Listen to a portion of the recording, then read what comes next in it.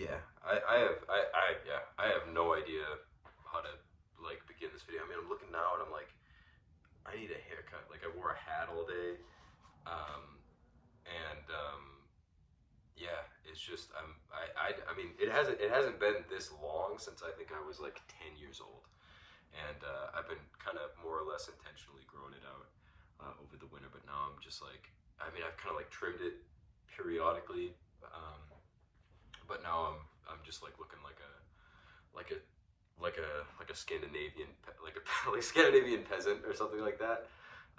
Just looking kind of awkward. You could see like my whites coming in and stuff, but it's fine. So today, I was working from home, and I mean, not in like the sense that I was like sitting on my computer and like doing office type stuff. Basically, I'm a painter, as you can probably see by like the you know the stuff or the schmutz on my hands. That's what I do, and I live in an apartment building, and basically my upstairs neighbors moved out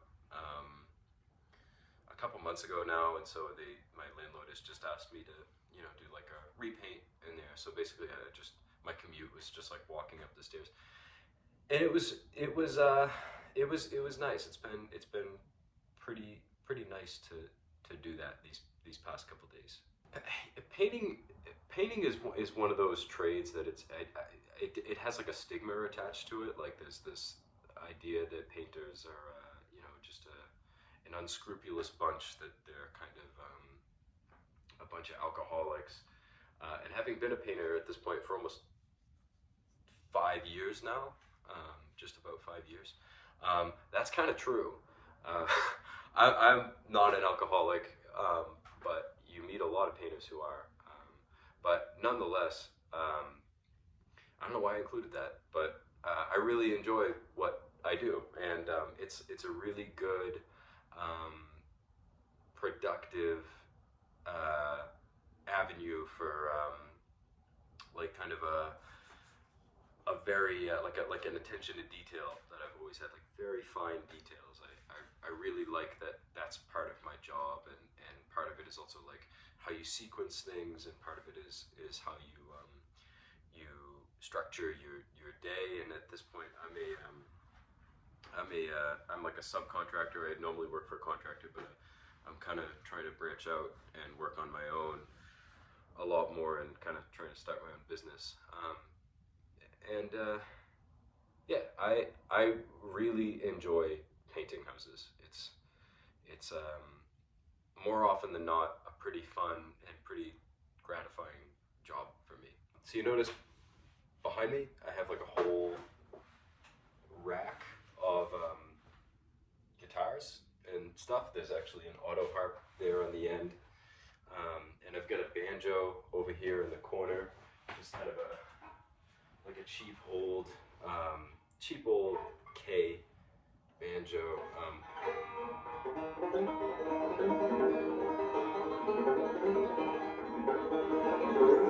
I'm not. I haven't really like really um, taken much time to learn how to play it like a banjo. I've kind of more or less been playing it like a guitar for the past 2 years, just about. But yeah, I love collecting instruments, and I love music, and music has always been something that I have gravitated to uh, pretty much my whole life. I started playing guitar when I was 8. I mean, I got my first guitar when I was 6 for Christmas, and then I didn't touch it for like 2 years. Um, and Yeah, then I heard a Rolling Stone song on TV one day, and I went up to my room, and I just picked up my guitar, and I that had just been kind of sitting there, and I tried to teach myself how to play it. My parents were like, "Okay, let's get you some lessons," and so I started taking guitar lessons. And yeah, it very quickly became um, a huge part of who I was. It was like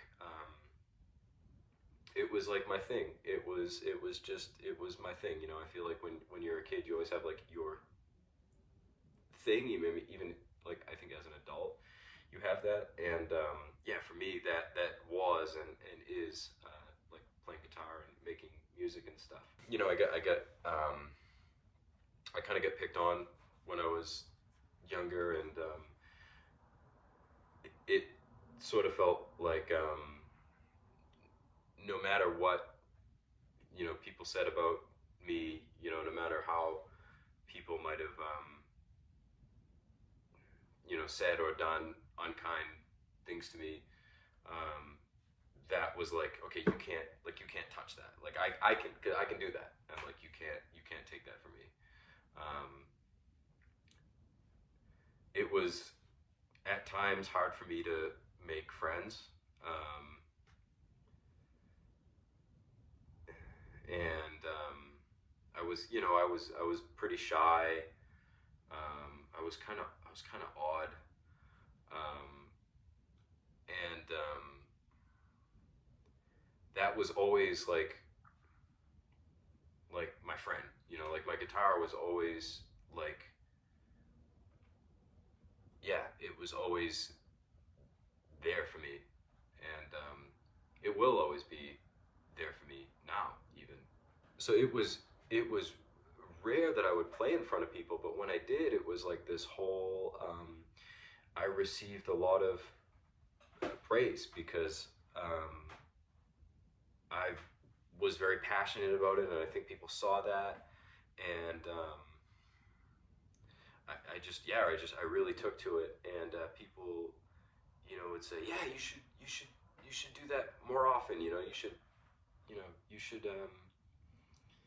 should start writing your own songs, and so receiving that kind of praise, as a kid who was very insecure, very yeah, very insecure. It felt really good to have people's approval, um, in a way that I hadn't really ever had. When you're young, of course you're into music that your parents your parents show you, and for me that was like Paul Simon and like the Beatles and stuff like that. And I remember distinctly when I was like I think like 14 years old. Like I was like 14 or 15, having the realization that you could write music and you could sell that music, and you could and people would like love what you did, and that could just be your job, that could be your life. Like you could just not do anything other than what you love doing all the time. And pretty much from there on out, I was like obsessed, obsessed with the idea of becoming a professional musician when I grew up. So now it's like I'm in high school, and my best friend and I at the time we started a band. We just kind of started writing songs together, and going to open mics, and just kind of performing wherever we could, and just small kind of local shows and stuff like that. We did like a radio show one time, and it was a really cool feeling. We were like these like I don't know. It feels weird to say, but we were like known around our school as being like the two dudes who were in a band, and everybody would get when we would say, oh yeah, we're gonna play a show this place. People would be like, oh, that's so cool. Like, yeah, we'll go, and stuff like that. We kind of built like a small following, um, and it felt like, at least for me, like I was getting the acceptance and the recognition and the validation that I had always wanted as like a socially awkward, very shy um, kid. And now I was like, okay, yeah, like you can get that doing something that you also, love, because I mean, under all that, I still obviously loved just making music, and I still loved playing guitar and learning about music. Um, and yeah, yeah, it was definitely kind of an addictive feeling. Yeah, we took it really seriously. We were of course into, the at this point it's like 2012, 2013, 2014. We were like into stuff like, I don't know, like Coldplay and like Two Door Cinema Club and just like Phoenix and just all those kind of, like Obama era like indie pop bands that were popular, and we like idolized them. At least I definitely did. And I had it in my head that like I was gonna be like that when I got out of high school. So I graduated from high school, and my plan was to go with my best friend to the city. We were gonna, I mean, the city for us, where I live in a very small city. It's like almost like it doesn't even feel right to call it a city. There's like less than 10,000 people here. The city for us is like a city. It's Portland, Maine. I think it's like 130,000 people. It's really not that many people, but for us, that was like a big.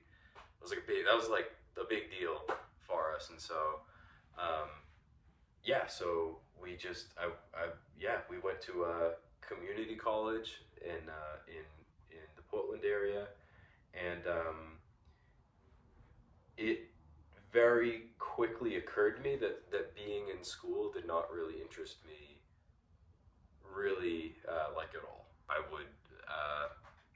would just like get on the bus, and I would take my guitar, and I would just go to like the busiest area, and I would set up shop, and just I would I would just busk pretty much, and that's what I did. I wasn't going to classes. I like you know I had basically decided that a college degree wasn't going to serve me in any capacity, because what I really wanted to do was play music. And so I was like, you know what? Just what am I doing here? I'm just gonna go, and I'm gonna fucking really go, and I'm gonna shoot my shot, and I'm gonna try. I'm gonna try, man. I'm gonna go, and I'm gonna just play music in front of some random place, and just hope that somebody approaches me and tells me that they like what I'm doing. Yeah. Yeah, so that didn't last for very long. I ended up dropping out after like a month. Um, Ended up I get a refund and everything. And when I left, I was telling people, I was like, you know what, I'm gonna really I'm just gonna pursue music. I had no idea what that meant. I thought that it really just was like doing what I was doing. Just doing it in random places, going to random, which I mean, in some cases it is. Don't get me wrong, and I'll kind of talk about that in a little bit. Um, but I had no idea what I was doing. I had no plan at all. No plan whatsoever, and I just was like, I know what I need to be doing. I know what I want to do with my life, and it's not, very short sighted of me at the time to think this, but it was like, it's not sitting in a classroom um, and just learning about things I'm not actually interested in. It's writing and recording music as often as I can, and yeah. So naturally, because I didn't really have a plan, I just ended up moving back to my hometown, and just getting a job as a dishwasher, and doing a lot of drugs. Still, of course, like, writing music, and not at this point really recording it, but just, yeah, kind of just being a bum, really, just being a bum. And it was fun for a little bit. Like, don't get me wrong. What ended up happening was I got into some trouble, and I mean, at this point I'm like 19. And I was living with my parents, and my parents were like, dude, what are you doing? You know, I was kind of just, I was flailing. I was scared, and was terrified that like I had maybe made a mistake. And so my parents were like, okay, so here's what you're gonna do. You're gonna go, and you're gonna live with your friend in Austin, Texas. And I have a friend, and at the time she lived in Austin, Texas. And I was like, yeah, that sounds like a great idea. You know, there's like all kinds of music going on there. There's all sorts of like funky, creative people who, you know, are just kind of doing their thing there. It was like this mecca of like indie music, you know, South by Southwest and stuff like that.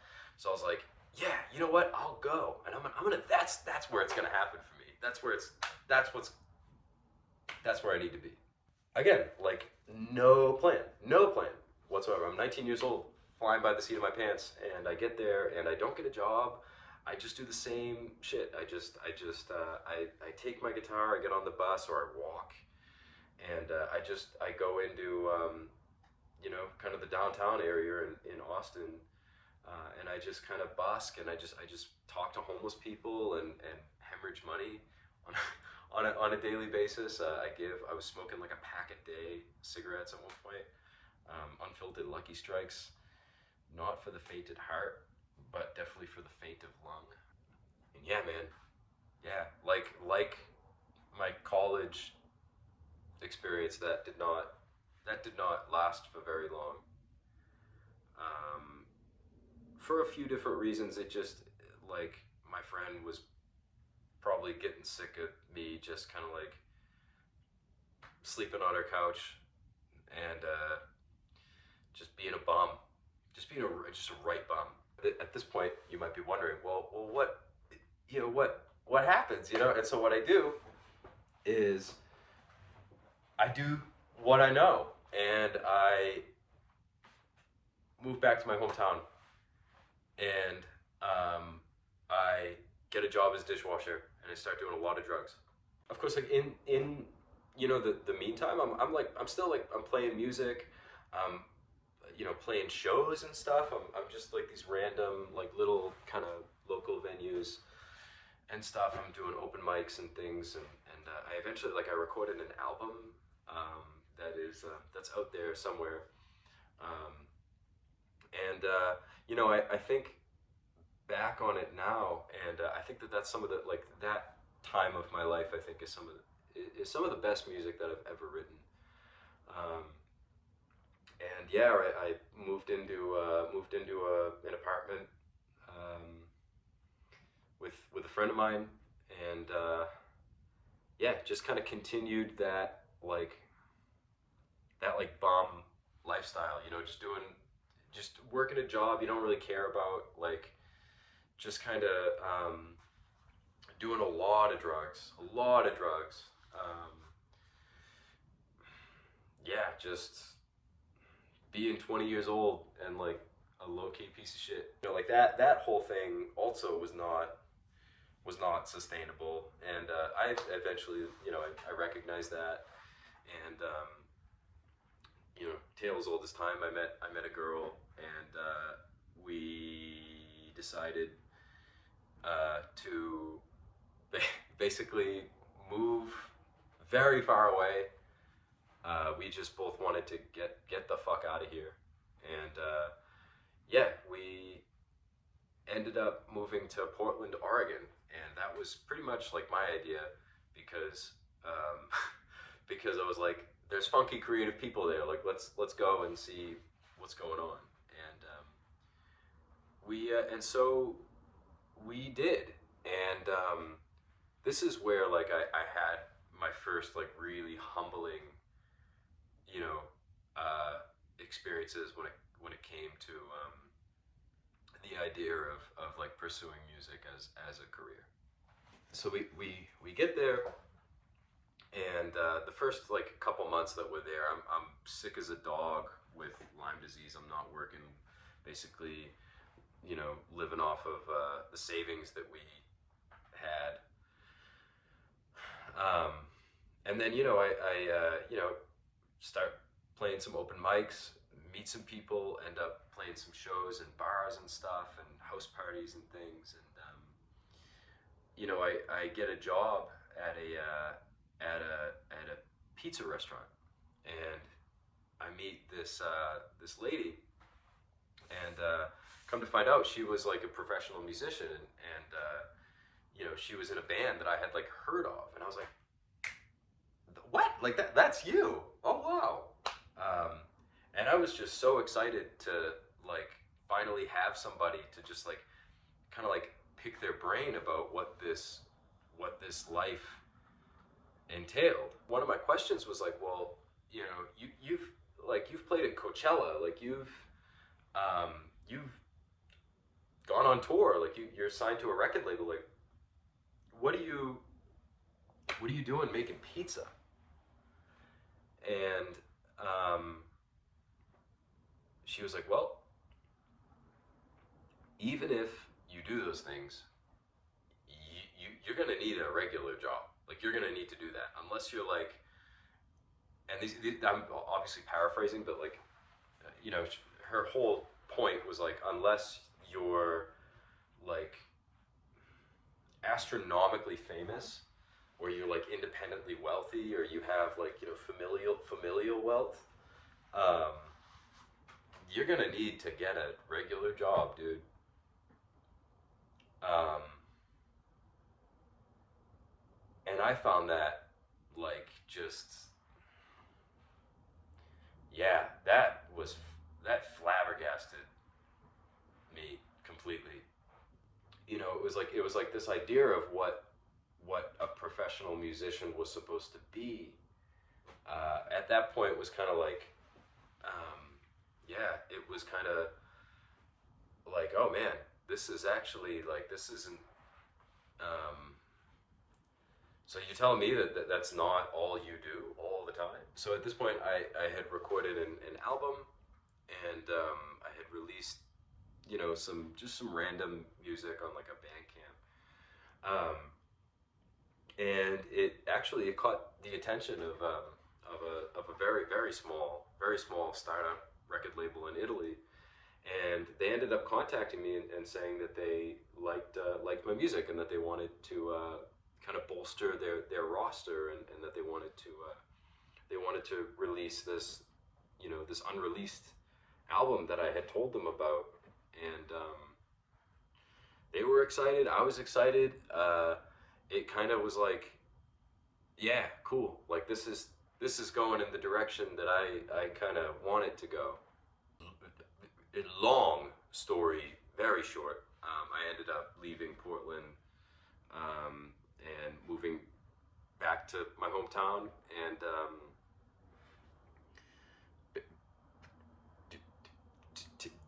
working as a dishwasher, not doing as many drugs, but kind of falling back into certain patterns for sure. Of I don't know, just like not all of them bad, just like hanging out with the same people, and I don't say that like necessarily begrudgingly, because these were people I had like known for years, and um, but yeah. So at this point, it was late 2019. It was like, I think, this is late 2019. Another long story short. Things did not end up working out with the record label that wanted to release my album. Um, there was a bit of conflict that had a lot to do also with like my understanding of what they were trying to do, and also their understanding of what I was gonna do. They had said that they wanted to schedule a tour and stuff in Italy, for the summer of 2020, and they wanted to, they had told me that I could choose like the artwork, and then they changed their mind, and I didn't like that, and so basically like a week before the album was supposed to come out, they were like, "Hey, man, this isn't gonna work," and yeah, then COVID happened. Just like look at this. Like, what am I supposed to do? Anybody who like, generally, I have a pretty good idea as to like what to do with stuff like this, but I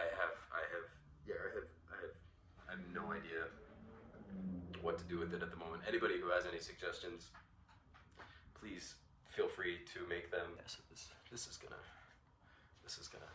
stay on now. So it's COVID, and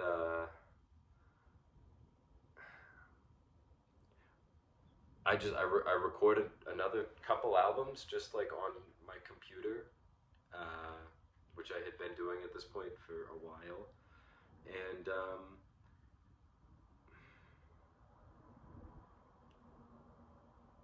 you know, the prospect of performing music anywhere was sort of just like it wasn't it wasn't really like viable. It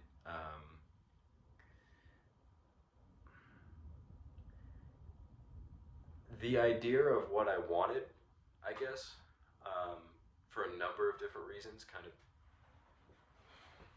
kind of began to slowly seem less appealing. As boring as it sounds, yeah, the next few years were me just kind of precipitously, I don't know if that's a word, I think it is, I think it is, you know, like gradually realizing that it wasn't really gonna work in the way that I had thought it would or wanted it to, for a variety of different reasons.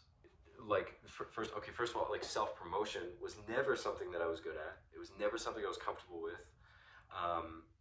You know, part of my understanding of what the lifestyle of like a professional musician, what that was like just wicked late nights and like early mornings and just all this uncertainty and travel. You know, maybe you're in the middle of nowhere and your tour bus breaks down or something like that, or you're cramped in this van and you're not showering, and it's just like it just didn't sound appealing, really. It really did not sound like anything that I wanted anything to do with. I guess, you know, in simpler terms, it was like just I realized it was not for me, not through my own experiences, but by just listening to other people talk about theirs. A lot of financial insecurity, and that was something at that point I had enough of, and I just that idea slowly got just shelved, pretty much.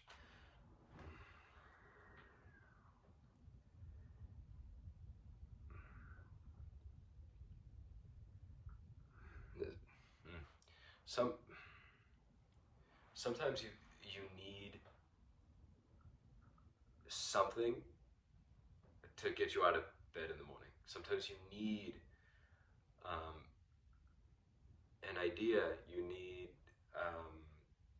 sometimes it's a person. Sometimes it's a momentary thing. Like you know, I want to have my cup of coffee. You know, something, you know, simple like that. And for me, you know, for years, you know, it was someday I'm gonna get out of here, and I'm gonna all those people who maybe hurt me or made me feel lesser or made me feel like there was something wrong with me. I'm gonna show those people that I am worth something. I'm not here to take whatever that thing for you is away from you. Because like I said, you know, sometimes you need something to keep you going, and sometimes you need like a dream, you know, to something that you know look forward to in the future, even if it's just like a hypothetical or if it's whatever. I'm not going to try to take that from anybody. What I am, going to say is that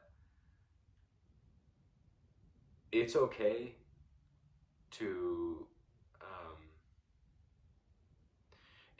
realize that, like, that thing is not necessarily, like, conducive to who you really are and, like, your core values, and it's okay. Yeah, it's like it's okay to like realize that what you want is not what you always need. We have this tendency, and there are two points I want to 2 points that I want to attempt to make here. We the first being that we have a tendency to tell people who have a talent, really, like, starting when we're young, when we're like kids. Anybody who has a talent, anybody who has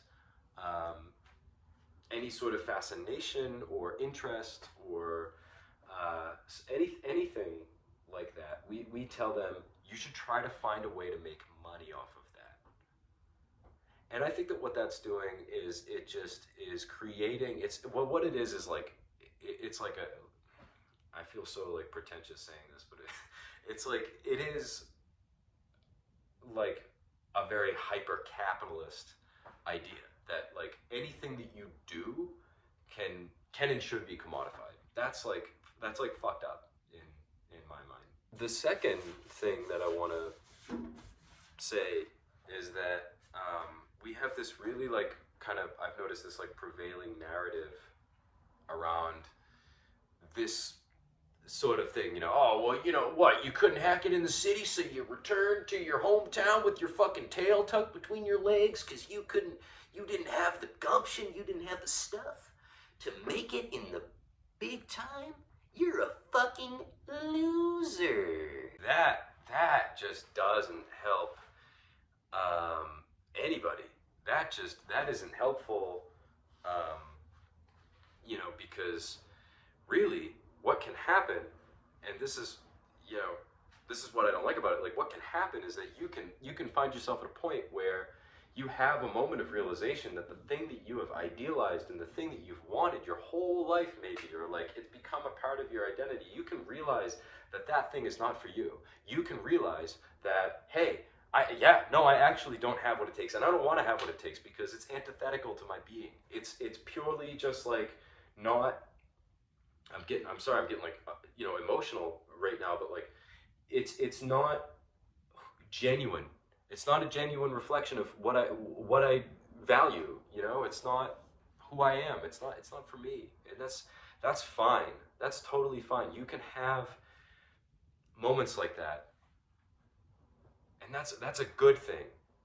You know what it is? It's a part of getting to know yourself better, and it's a part of maturing, and it's a part of developing a stronger relationship with your inner self. I think I don't mean for any of this to sound like hokey, but it's like, it's really just, you just need to be very in tune with your priorities, and you need to really just assess that kind of stuff. And if you get to a point where you realize that the thing that you've been yearning for a long time is not the thing that will serve your greatest good, then pack it up and hit the road. And there's nothing wrong with that. There is something wrong with trying to maintain a lifestyle and pursue this thing that you don't even know if you want anymore. You're just really, what you're looking for is this sort of, like, hypothetical final result in which you feel a sense of gratification for having arrived at it, without ever even enjoying the process of getting there.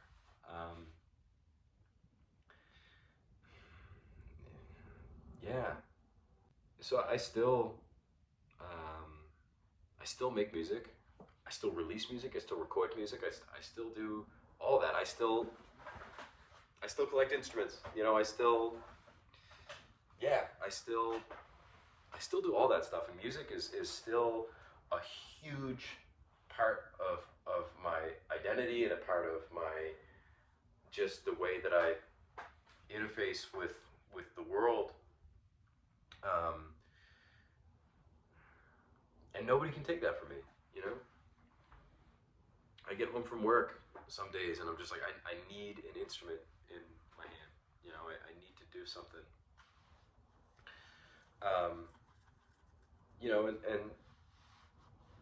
now you know, when I release music, it's not in hopes that like millions of people will consume it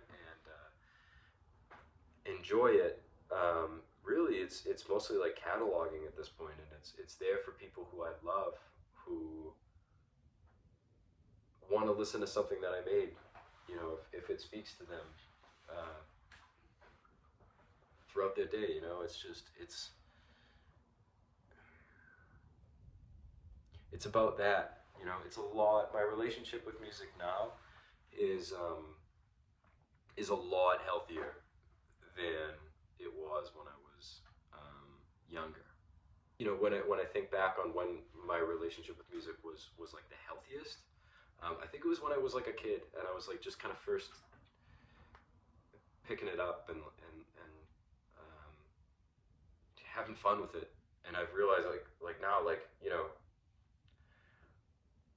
maybe when I was like 9 or 10, like I had a point. Like it's just about having fun and like writing silly songs or like songs about how you feel. It's not about does this sound enough like this band so that I can approximate myself to someone I respect, you know, through this medium. If um, like if I could travel back in time from like now to 10 years ago when I was 17, um, and if I was able to talk to like teenage me in the throes of like that kind of obsession, um, and if I was able to say, "Hey, man, look, you know, you're gonna be 27, almost 28 years old, living in your hometown, uh, and painting houses. You're not gonna be this." I think at the time, I probably, and I don't mean this with any like irony at all. This is not a joke. This is legit. I think that I think I probably would have. I think I would have committed sewer slide. I think I would have been like significantly distraught, and I think I would my a part of my world and my idea of the future would have been shattered right there and then. Honestly, on really,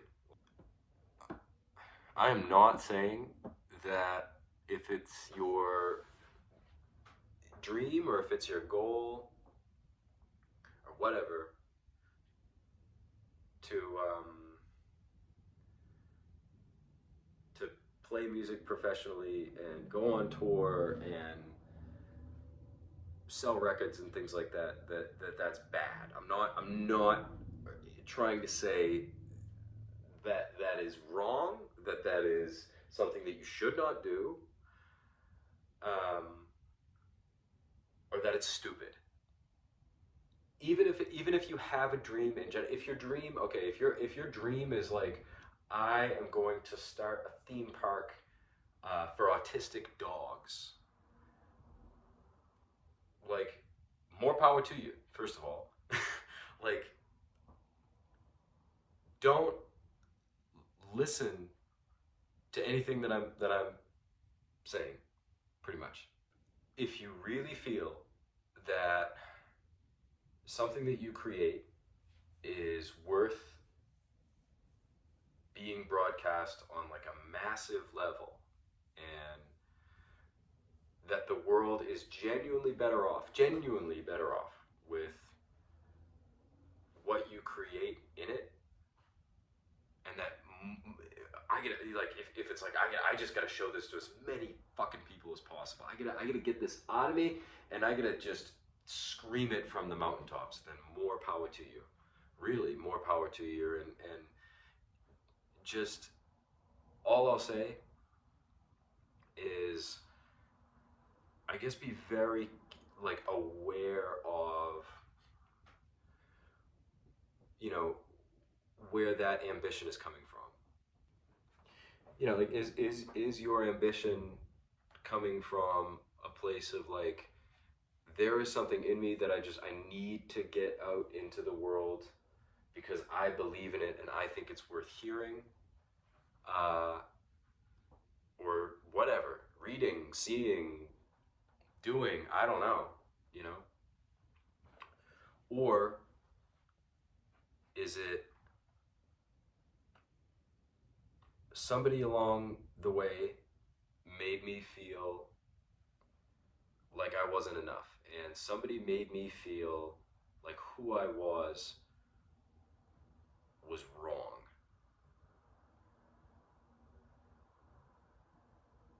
And I need to prove to myself, I'm gonna go on like a tear to just prove to myself that I am okay and that who I am is not wrong. You know, where is that ambition coming from? Be very honest with yourself. Do you want to share something that you created out of a place of like love and yearning for connection, or do you want to share something that you made because you want attention, because you don't feel like you're enough, you know? And that's not to say that like even in doing that like you can't make anything good. It's just, one, elicits a much better relationship with yourself, which at the end of the day is like one of the most important things you can ever do in this life, I feel, is have a strong, honest relationship with yourself, your inner, you know, your core, basically. If you can tap into your core and really just like adhere to it, as long as it doesn't hurt other people objectively, that's the most important fucking thing you're ever gonna do. Anyway, uh, wow. So yeah, just yeah. Thank you for whoever watched this. I don't know if anybody is gonna watch this, you know, and I hope that it serves someone. Uh, it has definitely, in some ways, served me to talk about these things. I've never really, you know, talked about them with people. So yeah. Anyway, be good.